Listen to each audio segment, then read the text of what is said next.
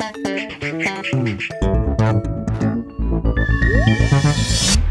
everyone and welcome to the Vortex, where lies and falsehoods are trapped and exposed. I'm Michael Voris.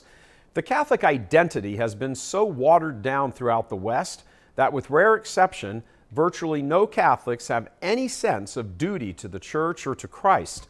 In fact, the very opposite is often encouraged by clergy. And at the very least, there's no other message Catholics could reasonably conclude other than there's no big deal about being Catholic. This is best demonstrated by looking at what's called the walk-away ratio. The walk-away ratio measures the number of people who leave a religion compared to the number of people who convert to it, who come into it.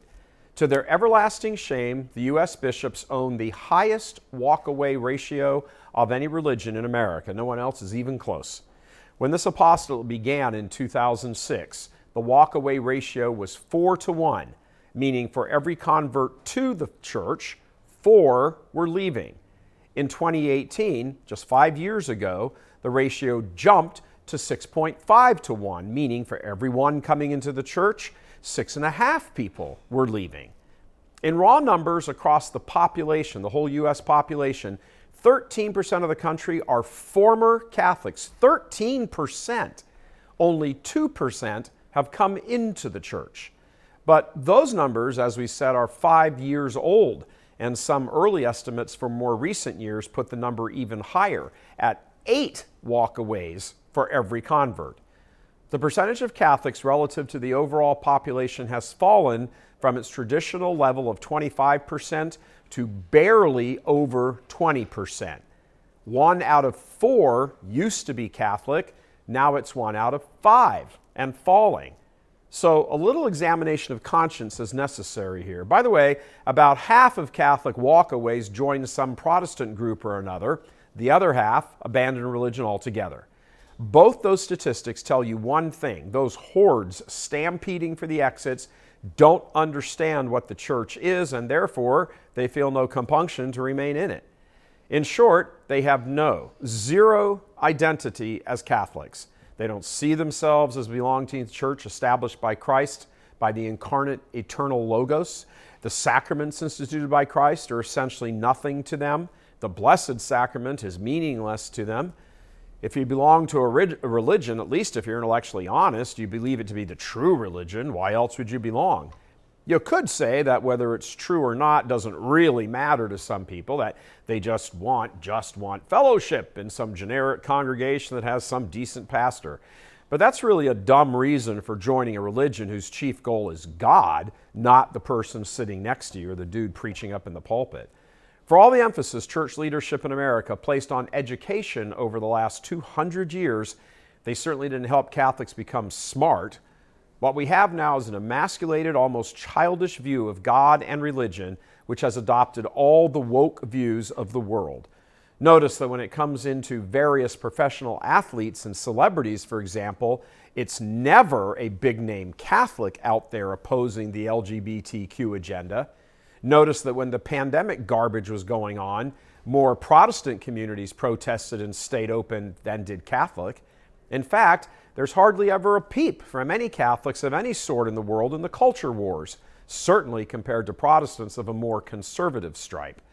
Given that, it's hardly surprising that half the Catholics who walk away walk to socially conservative Protestant congregations.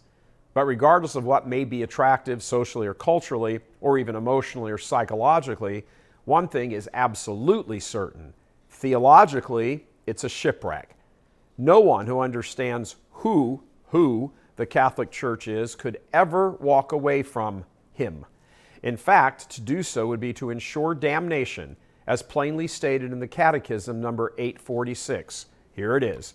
He Himself, meaning our Lord, explicitly asserted the necessity of faith and baptism, and thereby affirmed at the same time the necessity of the Church, which men enter through baptism as through a door. Hence, they could not be saved, who, knowing that the Catholic Church was founded as necessary by God through Christ, would refuse either to enter into it or remain in it. No church, no salvation for those who know. But there's more. For Catholics who stay in the Church but not with sincerity of charity, it's hellfire for them as well. From the same document, quote, all the church's children should remember that their exalted status is to be attributed not to their own merits, but to the special grace of Christ. If they fail, moreover, to respond to that grace in thought, word, and deed, not only shall they not be saved, but they will be more severely judged. In sum, you are damned if you know the truth of the church and either walk away or don't ever come in or stay in it lukewarm. There's nothing more serious than all of this. Absolutely nothing on earth.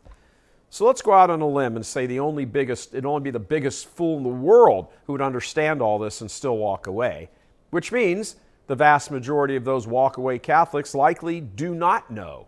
And it's a safe bet that those around them, family and friends, also do not know. And it's also a safe bet that much of the clergy either doesn't know it or is too cowardly to preach it.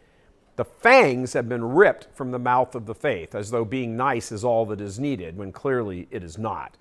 Most Catholics don't believe in the real presence. They don't believe in the devil, at least as a personal being. The teachings on sexual morality, the sinfulness of deliberately missing Mass, the need to die in a state of sanctifying grace to be saved. None of it. Don't believe any of it. Catholics who do know all this now are under an even more intense obligation to lay themselves out personally, to lay themselves out for the faith, to speak the truth as clearly as they can, to put some fangs back into the faith in its battle against hell. What we're talking about is defending the purity of the church, of the faith, at whatever cost it requires. While it's true many Catholics do not know, it's also true that many don't want to know. Which are which is up to God to judge, but it's easily apparent that many fall into the camp of willfully ignorant, not invincibly ignorant. There's a certain comfort, of course, that comes along with not fighting, with being toothless, being defanged. It makes life easier, oftentimes much easier. The only cost involved is your soul for eternity. So get into the fight like a roaring lion to meet the devil face to face.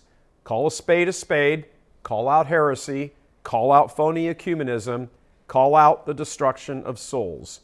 As the church says, anyone who does not remain in her in charity will be damned. Doing all those things is charity. They're called the spiritual works of mercy. God love you. I'm Michael Voris.